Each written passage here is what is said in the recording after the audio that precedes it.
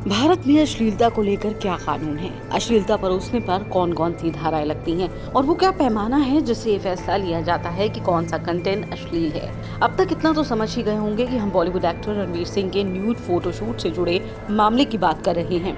रणवीर सिंह के खिलाफ मुंबई पुलिस में FIR दर्ज की गई है। एक गैर सरकारी संगठन ने उन पर आरोप लगाया है कि उन्होंने एक पत्रिका के लिए नग्न फोटोशूट कराकर उसकी तस्वीरें साझा की। लेकिन चलिए आपको भारत में उस कानून के बारे में बताते हैं जिसके अंतर्गत रणवीर सिंह पर कार्रवाई की जा सकती है। रणवीर सिंह के खिलाफ कौन कौन सी धाराएं लगी? रणवीर सिंह के खिलाफ कई धाराएं लगाई गई हैं।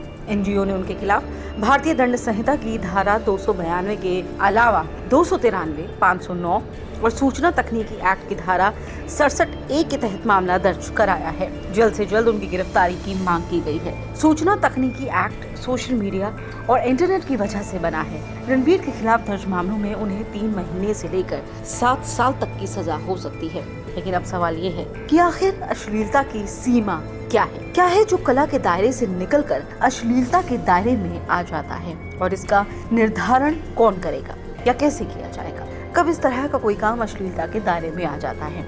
उसे जानने से पहले आइए जानते हैं भारत में अश्लीलता को लेकर क्या कानून है। भारत में अश्लीलता से जुड़े कार्यों के लिए प्रमुख रूप से भारतीय दंड संहिता की धारा 294 के तहत सजा का प्रावधान है। कोई भी काम अश्लीलता के लिहाज से अपराध की श्रेणी में तब आता है जब वो दूसरों के लिए तकलीफ या परेशानी की वजह बन जाए। इसी तरह से अश्लील साहित्य को भी धारा 292 के तहत अपराध की श्रेणी में रखा गया है। लेकिन इसके अलावा भी कई और धाराएं अश्लीलता को लेकर बनी हैं। धारा 67 इसमें अहम है, जिसके मुताबिक कोई भी व्यक्ति अश्लील सामग्री को इलेक्ट्रॉनिक मीडिया में प्रकाशित करता है या प्रसारित करता है तो वो सजा का हकदार होता है। रणवीर सिंह के खिलाफ लगाई गई 4 धाराओं में से एक धारा यही है।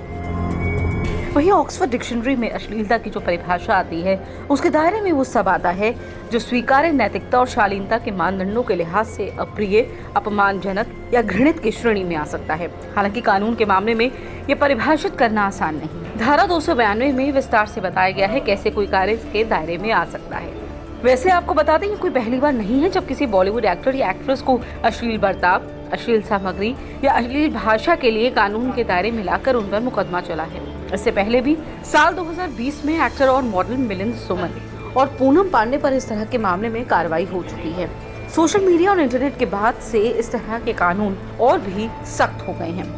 बहरहाल हमारे इस वीडियो को लेकर आपकी क्या राय है कमेंट सेक्शन में हमें लिखकर जरूर बताएं। साथ ही देश और दुनिया की तमाम बड़ी खबरों के लिए सब्सक्राइब कीजिए आज तक। इस समय पूरी दुनिया में लोग कंफ्यूज्ड हैं। वो समझ नहीं पा रहे हैं क्या सही है, क्या गलत है, क्या सच है, क्या झूठ है। और ये स्पष्टता हम आपको अपने इस नए शो में देंगे। सब कुछ ब्लैक एंड व्हाइट में बताएंगे। इस शो में मेरे बालों के अलावा कुछ ग्रे नहीं होगा। हर खबर ब्लैक एंड व्हाइट की तरह बिल्कुल स्पष्ट होगी।